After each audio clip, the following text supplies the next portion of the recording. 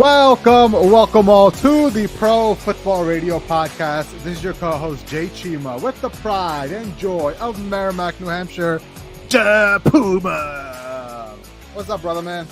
Not much, man. Sorry for the late start. Had a little technical difficulties over here, but doing good. Excited to talk about the week that was in the NFL and a train wreck in Foxborough and, game across the pond, more London games. Like, what a time to be alive. Injury bugs, Puma bets. Let's do it. How you doing, Jay? I've had better days. There comes a time, Puma, in every person's life that they've got to realize, it's over, right? I'm sure, the Romans knew it when their dynasty was over, right? They had to admit it to themselves. I'm sure the CIN dynasty, when it was over, they all had to admit it to themselves, right? I'm sure the Mongolian dynasty, that when that fell, people had to admit to themselves that it was over. And we saw the end of the New England Patriots dynasty as we knew it when they got beat down by the New Orleans Saints 34-0.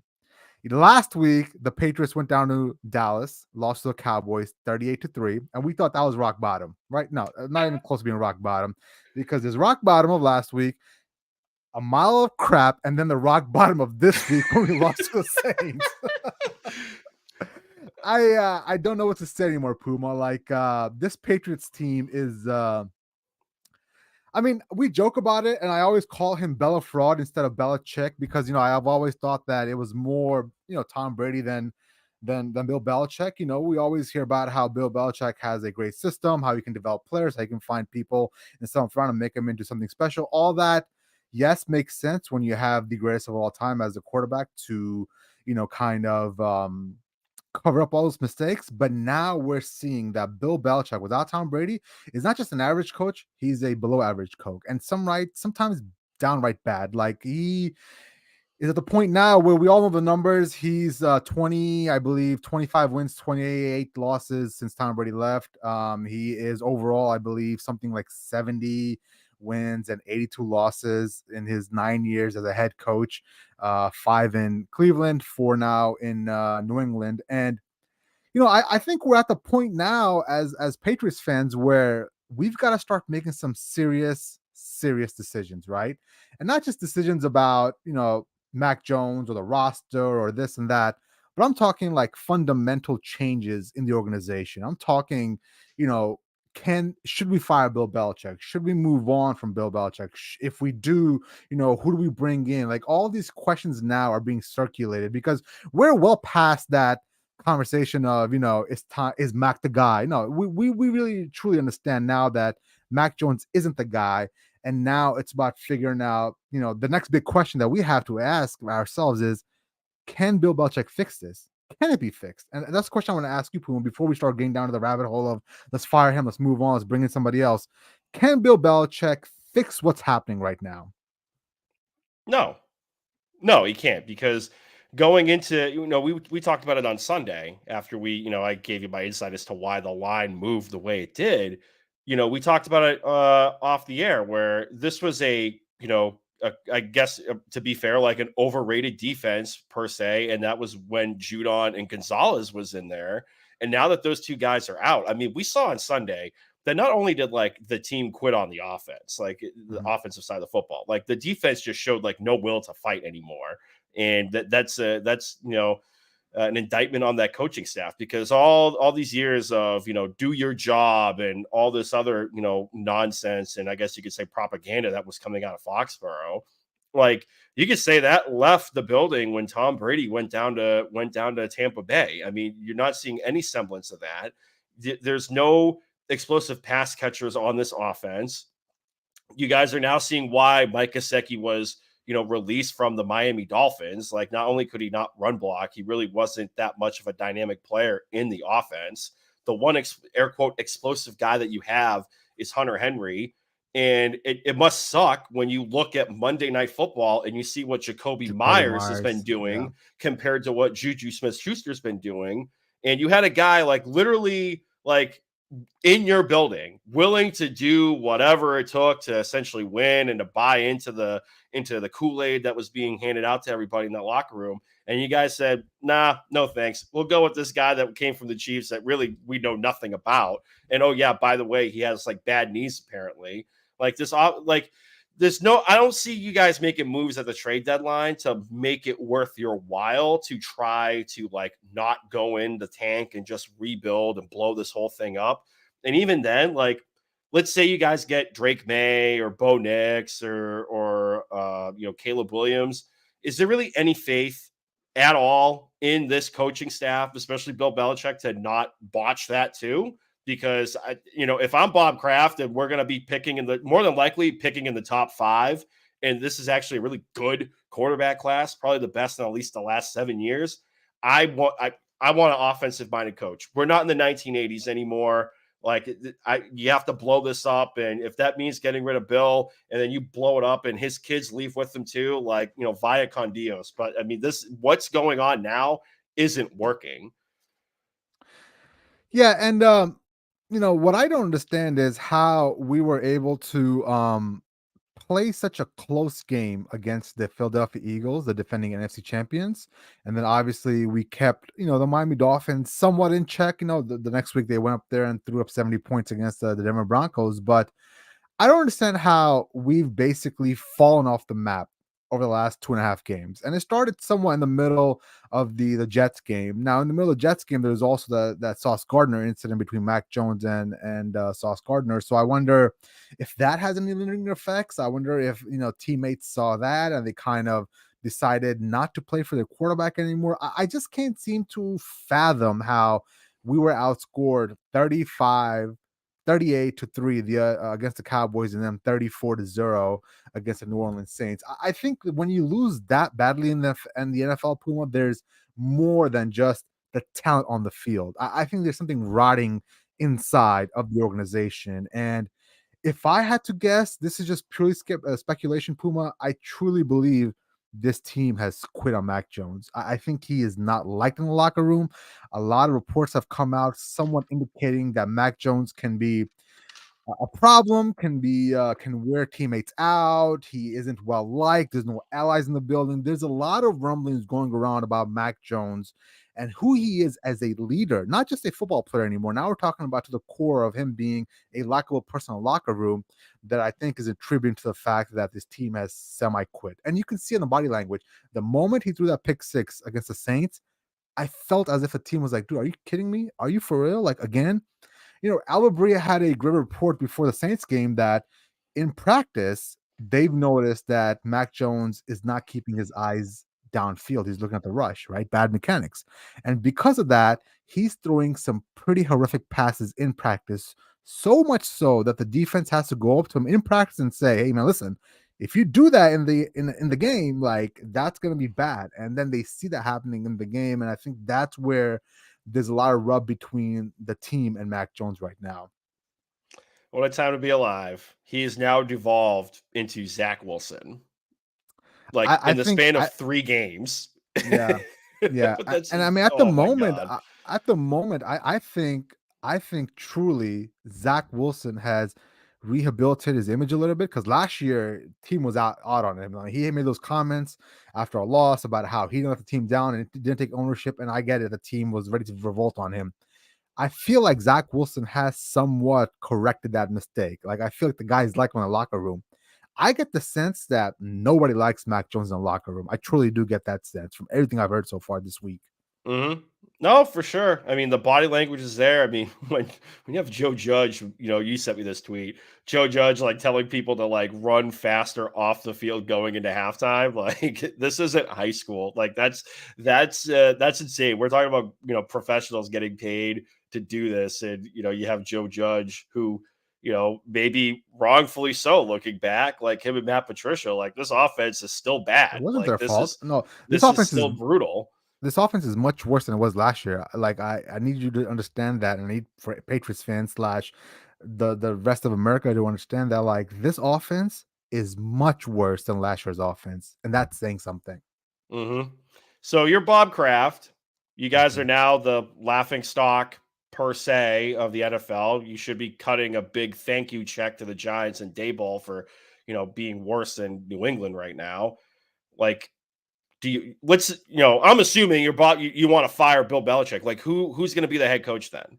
Like, do you splurge and go after Ben Johnson I in don't even Detroit? care. Like I don't care. And that question in itself is starting to really irk me. A lot of times, on Boston radio this week, you'll hear, well, who else would you go get? You know what I'm saying? Like you hear that, right? Hmm. And I'm thinking to myself, that is such a ludicrous, lazy response for people to say, or even for somebody in the Patriots organization to think that way. Like if you had that mindset, you would never go out there and find a Sean McVay. You would never go out there and find a Mike McDaniels. You would never find Kyle Shanahan was a little different because his dad was a head coach. But there's this diamonds in the rough that you as an organization have to go out there and find. Like Ben Johnson is a Hmm. great one. I would love for him to come in here.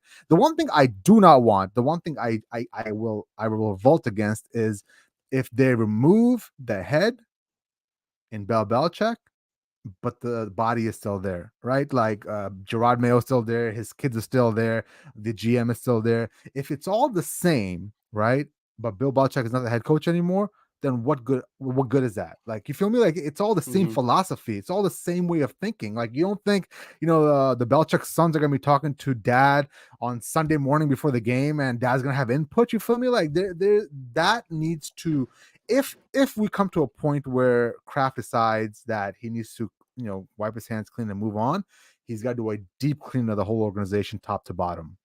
Right. I feel like the kids would leave anyways. Like to me, that'd be like just returning to the scene of a crime. Like, oh, my dad just got canned. Like, why the hell am I still here? But no, I'm with you. I think like, you have to definitely change the philosophy in that building because this is, like I said, this isn't the 1980s. We need to catch up with the times. Like, you need to get more dynamic pass catchers. Next year, like the salary cap situation for the Pats should be a little bit more flexible, so they might be able to go out and spend a little bit more in free agency. But that's also a fundamental change from the top because Bob Kraft's the guy cutting checks, and Bill burned him the last time they tried to spend in free agency. And I don't know if he's going to open the checkbook up again, regardless of who the head coach is. Yeah, well, let's move on to this week's game. Since we're talking about the Patriots, the Patriots are traveling out to Las Vegas to take on the Raiders. The Raiders are coming off of a somewhat exciting win against the Green Bay Packers on Monday Night Football, where Jacoby Myers kind of balled out. Um, you know, who do you got winning this game, Puma? And I I mean, think I know I the feel answer. I feel like they both should lose. I mean, they're both Yeah. going to try to find ways to Let lose. me let One me, let guy me, let me rephrase the question. Who's worse? who's worse is the Pats. Now, when it comes down to the brass tacks and And coaching decisions, like I don't know. I mean, Mike, Josh McDaniels was trying to find a way to blow that game last night. Like, thank Mhm. God for Jordan Love, like just being absolutely horrible in prime time yesterday. But I mean, I have Vegas as a 3-point favorite at home. I have Vegas winning this game, and I think it's going to come down to Jacoby Myers' revenge game. Max Mhm. Crosby is going to serve Trent Brown his ass on a hat on Sunday. I mean, there were times against the Saints, Trent Brown looked like he quit on every offensive play. Like he wasn't giving his 100%. One of the guys at Boston Radio compared it to him doing patty cake for 65 plus snaps. Max Crosby's going to get after it. If there's a prop on Max Crosby sacks, like over under, I might just take the over blindly and just see what happens because that offensive line is not going to stop him. And Marcus Peters might house a pick six because Mac Jones isn't secure with the ball. And let's assume like Mac Jones has a bad series or a bad quarter, and they go to Bailey Zappi. It's not like that's going to be an upgrade either. Even with Jimmy Garoppolo being injury prone himself, Jacoby Myers revenge game. Devontae Adams was super quiet last night. Like, is J.C. Jackson even going to play? And if so, like I'm still going to go with Devontae Adams going to be able to get after it. So I don't feel comfortable with it. I'm going to take the Raiders to win. Yeah, I think I'm gonna take the Raiders to win too. But the question I have for you, Puma, is: are we gonna have another memorable moment like this one? You know what? Maybe it's literally he's returning to the scene of the crime. So I wonder Oh, how much he's like he's meditation he's getting going to be he's able to getting do. pushed into the earth there so badly, dude. Oh my god, Yep. it's listen. Ultimately, The Patriots are going to stick with Mac Jones, from what I understand. There's a lot of rumblings that this week that, hey, there's a chance that Billy Zappi or Will Greer, even his name came up, that he could be the next the starting quarterback for the Patriots. But it seems like they're going to give Mac Jones one more try. And from what I understand, they sat him down and said, "Listen, you can't turn the ball over no more. Like, if you turn the ball over, you're gonna lose your job." Is from what I understand is being reported that they had a staunch talking to. So, you know, the question is, how do you get this offense humming? I truly believe you got to go back to the Buffalo Bills game from a couple of years ago, where there was a windstorm and you decided not to let Mac Jones throw. You decided to run the ball as much as possible, and you decided to throw the ball 3 times. That's the only way you can win this game. Like, And that's if you put the ball in Mac Jones's hand, he's gonna throw interceptions. And that's the thing, Jay. It's like the Raiders are brutal at stopping the run, like Yeah. brutal. And they made AJ Dillon look like Emmett Smith at times in the first half. Like if Ramondre Stevenson or even like old man Zeke Elliott like somehow doesn't find a way to turn the hands on the clock back a little bit, and they start feeding the ball and establishing the run, like then I don't know what decisions they're making over there, because like that's the one spot on this defense. It would probably help neutralize Max Crosby a little bit, is to run straight at him downhill. And Ramondre Stevenson should be that guy. This offense is built to run the football. I don't Yeah. understand why they're not running the football. And I get it. Like the last 2 weeks, like the game script has gone completely out the window because you're staring down the barrel of like 21-0 in the first quarter. But like, let's start to get some drives going, like establish the run, like pound the rock with Ramondre Stevenson, and then maybe that'll open up the play action game, which is apparently what Mac Jones was supposedly supposed to be great at coming out of Alabama, was to live off the play action a little bit. And I understand he was throwing to all-star receivers in Alabama, but like, let's go back to the basics. I mean, if Bill Belichick is standing at the podium week 5, staring down like the barrel of the coaching career the rest of the way, and he's saying we have to rebuild and hit reset essentially on the season, start running the goddamn football. Yeah. I think we need to dispel that notion of, anything that, Mac Jones did in college is something he can Mm-hmm. translate to the NFL, just because, everything that he was built up as is been a false and patent lie, basically. He's not a great leader. He doesn't have the great processing power. I think part of the issue why we're struggling so much is the fact that the coaches ask him to do too much. The coaches are giving him advanced level reads, and he's not an advanced level quarterback. Like, that's part of the thing that really bugged me about the narrative coming out with Mac Jones, was the fact that people always talked about how he has all the intangibles. He can process. His brain is his superpower, and none of that is true. Like, simply put, none of that is true. Like, he needs to have it dumbed down for him. Like, they've got to take a step back and simplify everything for him, just like they did for Zach Wilson or Justin Fields. And we would make fun of those guys because they can't read through progression. Same situation with Mac Jones, bro. Mm-hmm. What a So time to be alive. yes, it's gonna be a fun time. So, in the off chance in the off chance the Patriots win, I don't know how I feel, because I'm fully in the collapse for Caleb train right now. I mean, honestly, if there's a Pats fan that's like delusional enough to think like, oh man, we can right the ship, like I want whatever drugs you're on. Like, I don't drink anymore, but like, I need a vice somehow. Like, give me whatever pills you're taking so I can feel that high to think that way. But that's just asinine to me, And is I, and I, tr- people still think that. I truly believe, like, listen, Billy Zappi's not the answer. I get that, Puma. But I think either it's him, Bailey Zappi, or Will Greer, or who's that one kid, Malik Yeah, you Cunningham. might as well put Malik It Cunningham does. out there. At this point, Puma, I think the bigger picture is it doesn't matter who's playing quarterback back there. I truly believe the team has quit on Mac Jones. I think there's so much something rotting there between the team and Mac Jones that they've given up on him. And I truly believe if Will Greer comes in or Zappi comes in, we'll have a better product on the field. Yeah, we might not win, we might not go make a playoff, but the team will respect the quarterback behind center and they will rally around him. Yeah, I just say, collapse for Caleb, Mayday for May, like something, anything. Yeah.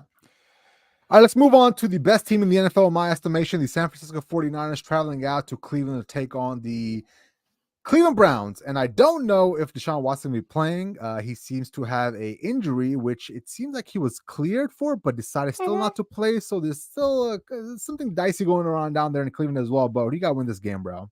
San Francisco. It's one of my best bets of the week. Absolutely. I mean the spread right now is 5.5 on whichever book you're looking at. This seems to be the consensus line. The over under has cratered to like 37.5. A lot of that is built in with.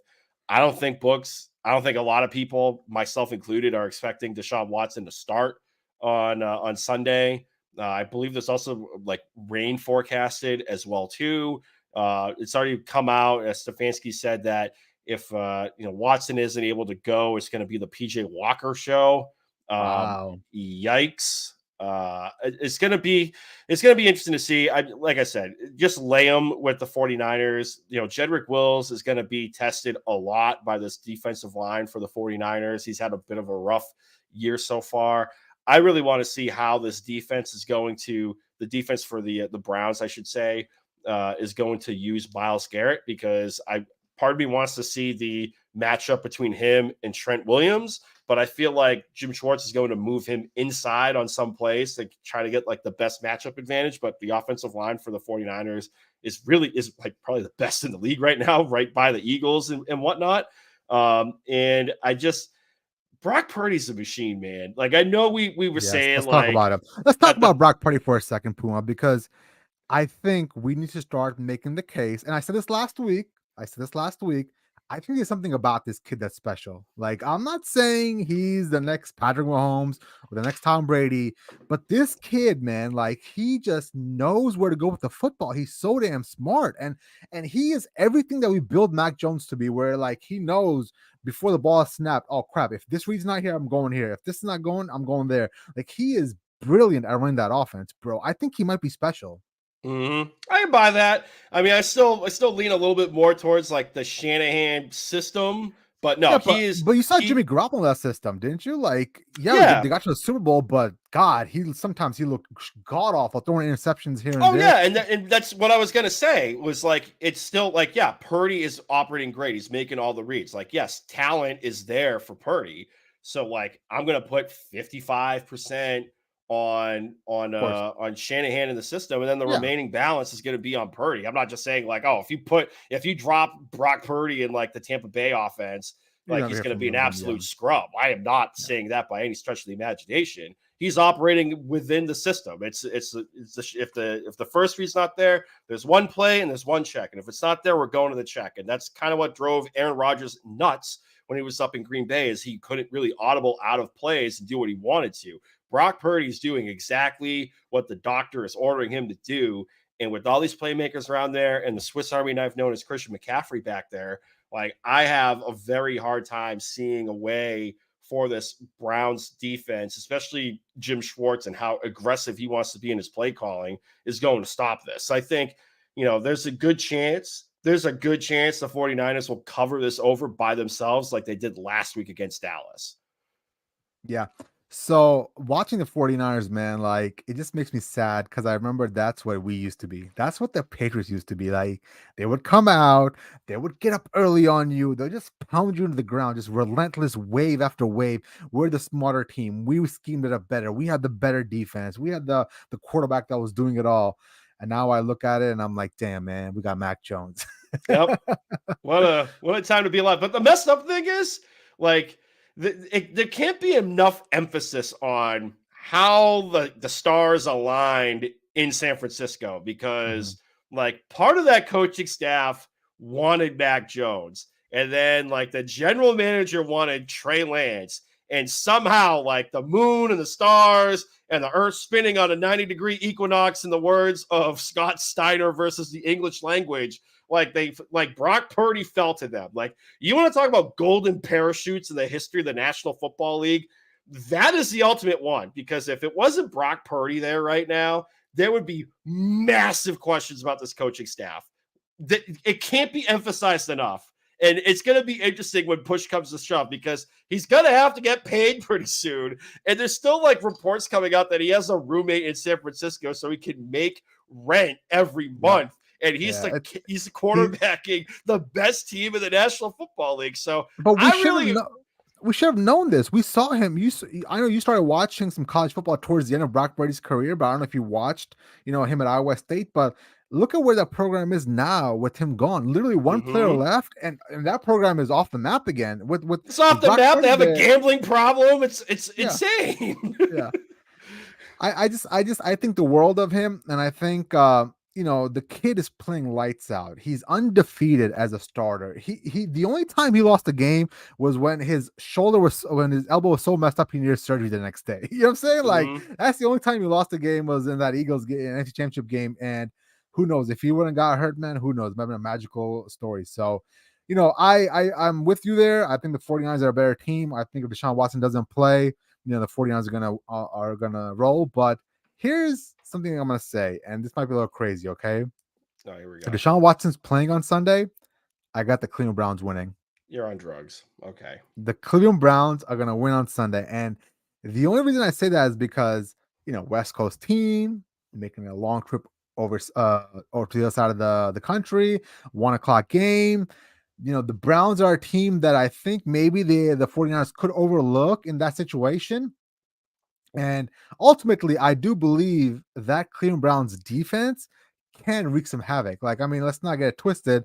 That defense, if it's right and it's going the way it's going for the Browns, how it has been, I think the 49ers could be in some trouble here. Now, obviously, that's a big if, like in my opinion. Obviously, if Deshaun Watson plays and all that stuff, but I tell you what, man, I wouldn't be shocked if the Cleveland Browns somehow won this game. I could buy that if I didn't see how Deshaun Watson looked against Pittsburgh on Monday Night Football week Yeah. 2, because they gave him fits. He was making all these stupid penalties. Like, I feel like that's kind of the blueprint as to what the 49ers are going to do.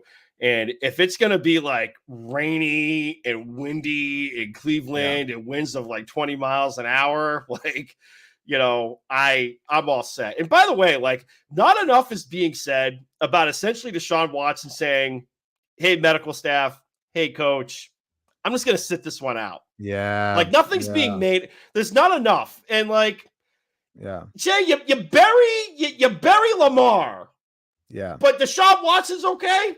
No, I never said he's okay. I never once Okay. said that. I have very little to no respect for people like Lamar Jackson and Deshaun Watson. I shouldn't be put in the same conversation when it comes to what Deshaun Watson has done off the field. I'm just strictly talking about the injury aspect and quitting on your Mm. team. So to make that clear, but I have no room for people that quit in their team. Lamar Jackson decided last year he would rather get paid and he would sit out a playoff game. And I think the same situation is happening in Cleveland now, where Deshaun Watson seems to have been cleared from his medical staff, and he still decided to sit out because, quote unquote, he didn't feel well. So, in my eyes, it's a little bit of a quitting syndrome there. It really tells me where his priorities are, and he's on very thin ice with me as well in that situation. It's like what is it? The Dave Chappelle gif where he's like dabbing his eyes, like the tears with the $100 Yeah, bills. Like, yeah, that's, you got paid. It's like, nah, man, I'm all set, Kev. Put yeah, Dorian Thompson out there. It's fine. Nope, yeah. absolutely not. Yep. All right, let's move on to the Seahawks taking on the Bengals. Looks like Joe Burrow and the Bengals are back, baby. Burrow and the Bengals absolutely torched the Arizona Cardinals defense. Joe Burrow went for 317 yards, 3 touchdowns. Jamar Chase finally came alive. It looks like they're starting to find themselves a little bit, clicking here. They're 2-3 now, and I think the season officially has started for Cincinnati. I can easily see them going on a run here and making some noise. Who do y'all win this game, bro? Call me the contrarian. Oh, here we go. Not only is Seattle going to cover the 3, Oh, which here is we go. also another one of my best bets, but I think Seattle's going to win this game outright. And if you look at the game a little bit more, like, a lot of that offense was buoyed by that massive like touchdown strike. I think it was like 30 plus yards down the field. Other than that, to Jamar Chase, other than that, they only averaged like 4 yards of play. And an argument could be made that, like, once James Conner was ruled out of that game for the Arizona Cardinals, like, Josh Dobbs really started getting exposed because they couldn't establish the run. Mm-hmm. and Yep. take the heat off of him. And the Bengals are, I think, dead last in the league in yards per carry. And Seattle is really trying to start establishing the run. And they have two running backs in Charbonnet and Kenneth Walker III, the starter, and being able to do that. So I think they'll be able to run the ball on this defense and do the play action stuff. So I'm gonna take the Seahawks. And like another thing too is, Mm-mm-mm. yeah, Burrow looked great moving around. What's he like? What's the vibe the next day? Like, how bad was Yeah, that calf barking the next day? Because like, if he did that, and I get it, it's like a must-win game, a must-win scenario. Your season's on life support at this point. It's week 4. We're going into week 5, and you're staring down the barrel of, I think, like Miami's coming up. You have Buffalo. You have like, and then Kansas City. Like, you have the big guns of the AFC coming down the pipe. Like, you need to start winning some games. Like, I really want to see how the calf's going to hold up. And I think Seattle's defense coming off of a bye, they're able to start getting a little bit more healthier. And I really want to see like this matchup between potentially Witherspoon and Jamar Chase. And if they're that's going to gonna be have fun. Witherspoon blitzing as well too, as the extra guy coming in and on this offensive line, is kind of right now. Like, it's, I'll take my chance with Seattle covering and winning outright. Same situation with the 49ers and the Seahawks. Any concern with a West Coast team traveling across country for a 1 o'clock game? A little bit. I can buy it. I could definitely see it. That's why I'm, for my best bet, I'm taking them to cover. But I think honestly, they're just going to try to establish the run and run it right down Cincinnati's throat and just have them, make them stop. So I'll still buy it. And who knows? Like, maybe Pete Carroll will have these guys travel ahead of schedule instead of on Saturday. We'll see. But He's gonna I'll pull still up. take my chances. He's gonna pull a Bill Belichick. Yeah, pretty much.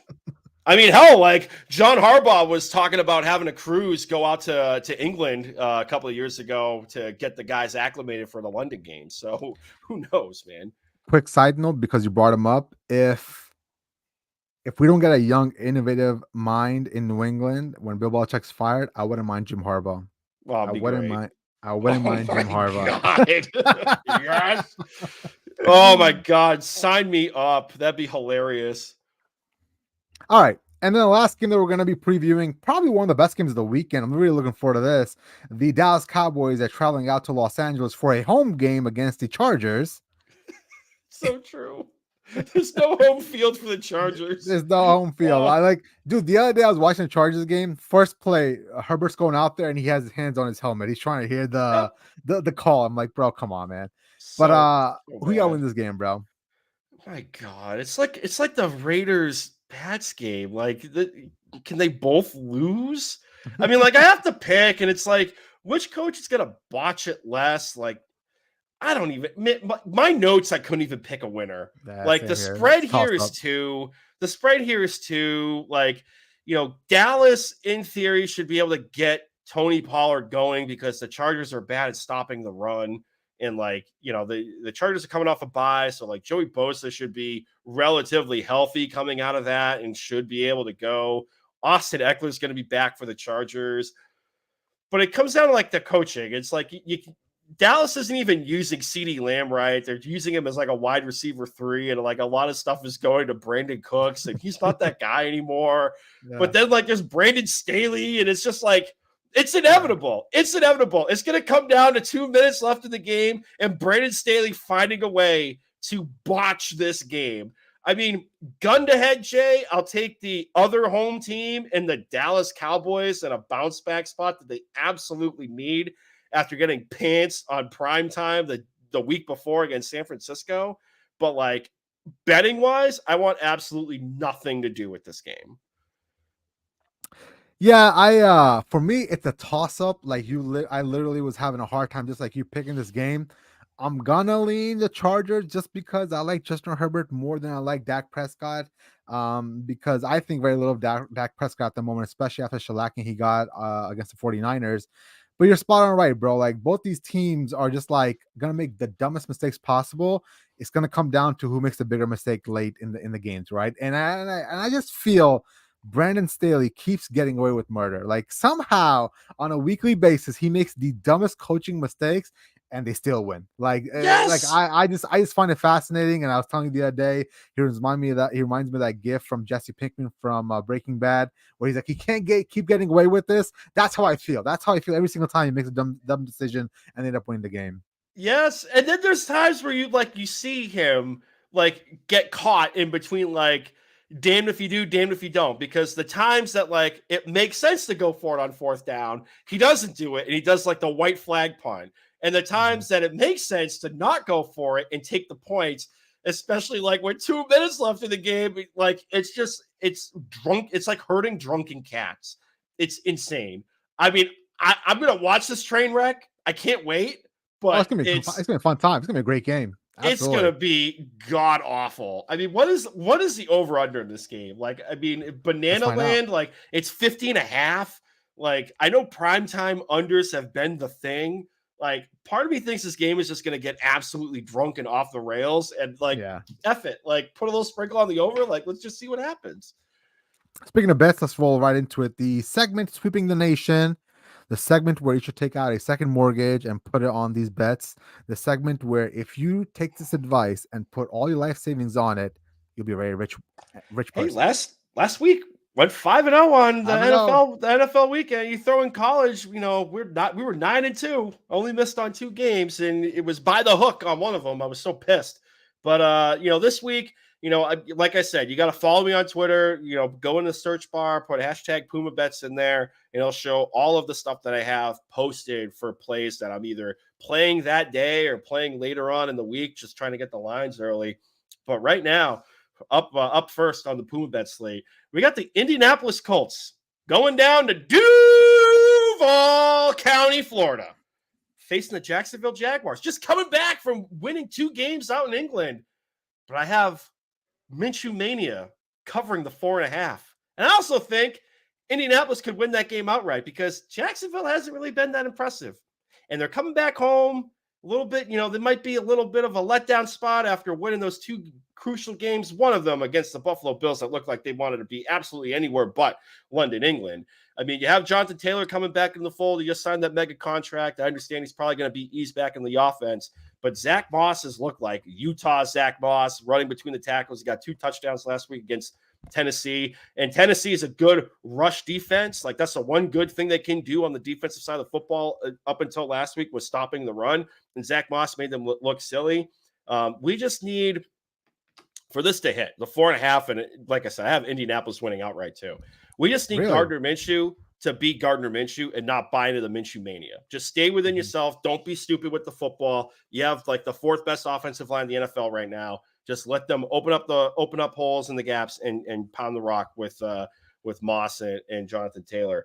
Next up, I said it a couple of segments ago. I got Seattle +3. I think they could also win outright too. I think they're froggy enough. I'm barking with a lot of dogs this week.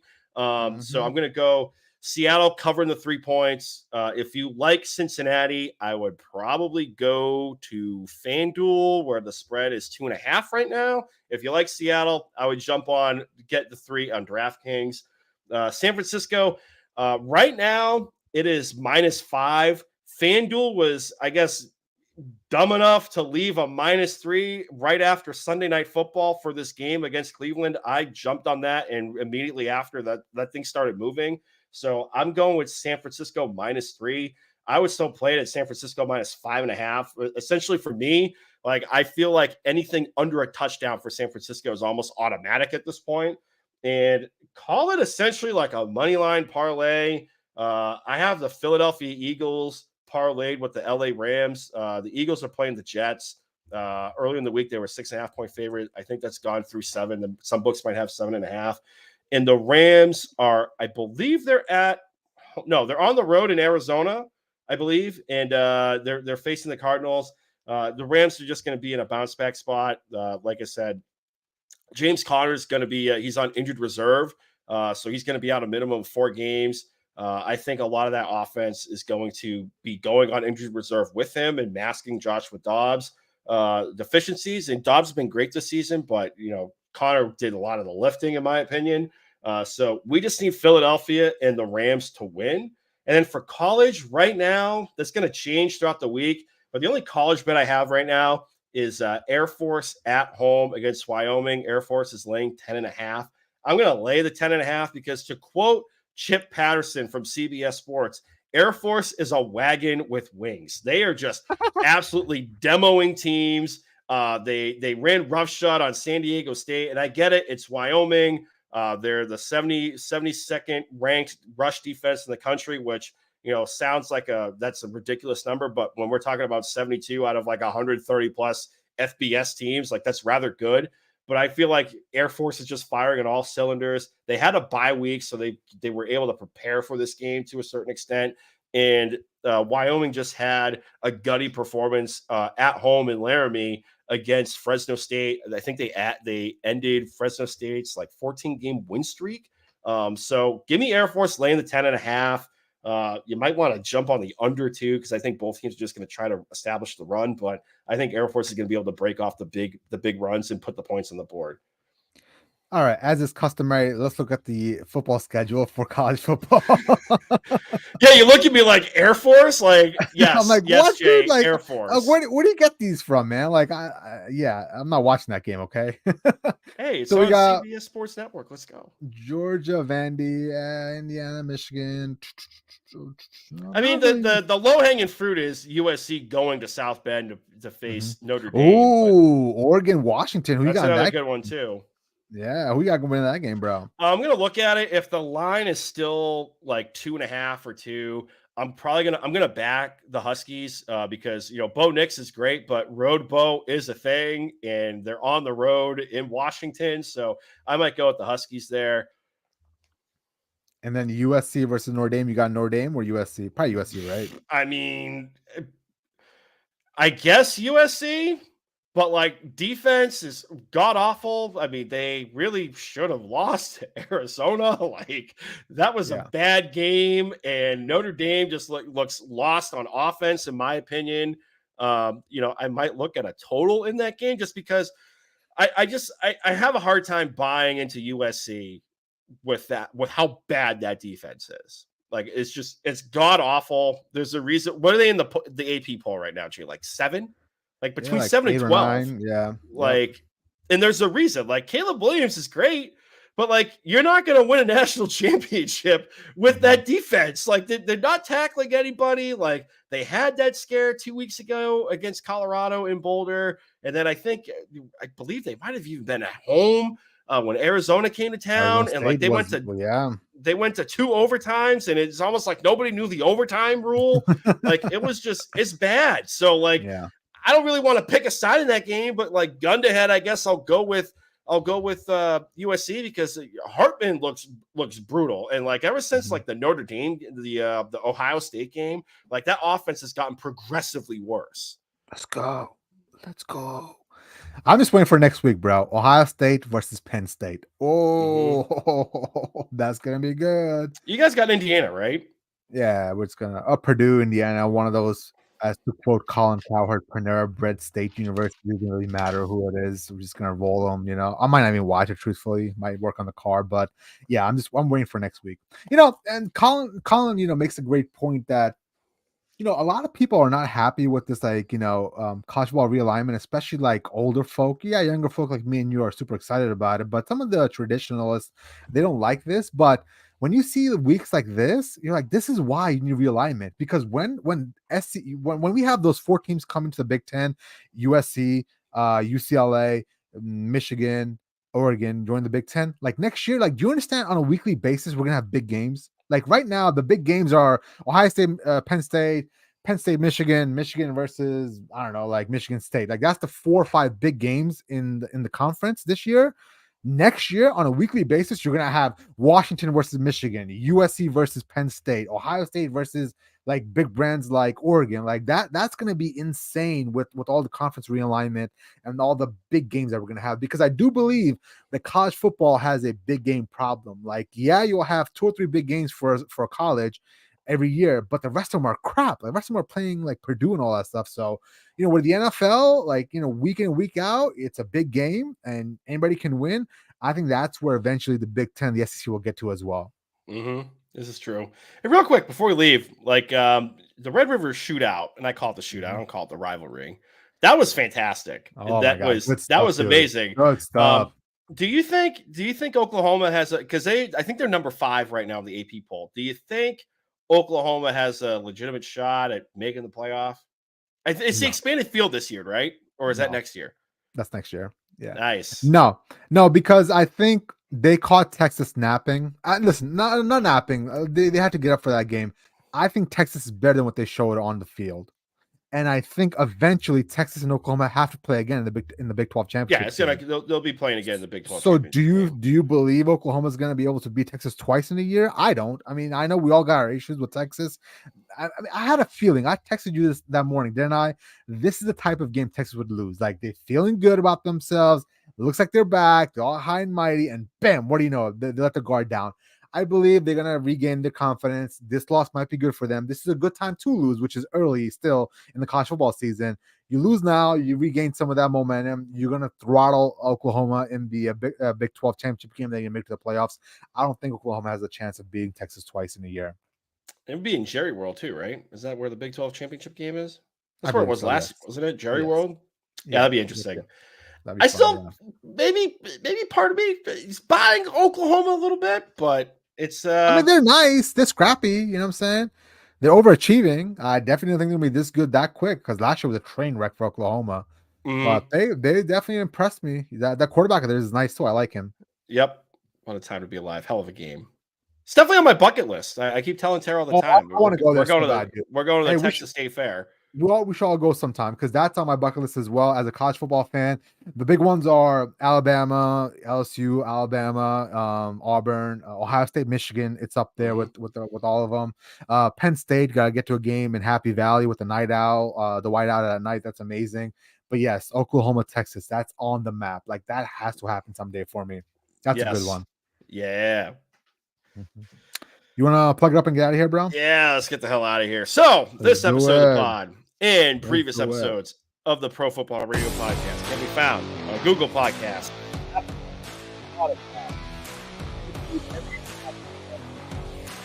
subscribe button and little bell button too, get notifications from when we're about to go live.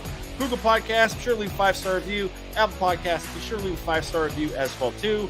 Social media, Facebook, Instagram, Pro Football Radio Podcast, Twitter machine at PFR Podcast. I'm on Twitter at Brando_Puma. Jay Chima, the captain of the ship on the ones and the twos, is at Jay Chima. And that's all I got. We're plugged up, Jay. All right. We'll see you guys next week. Via con Dios.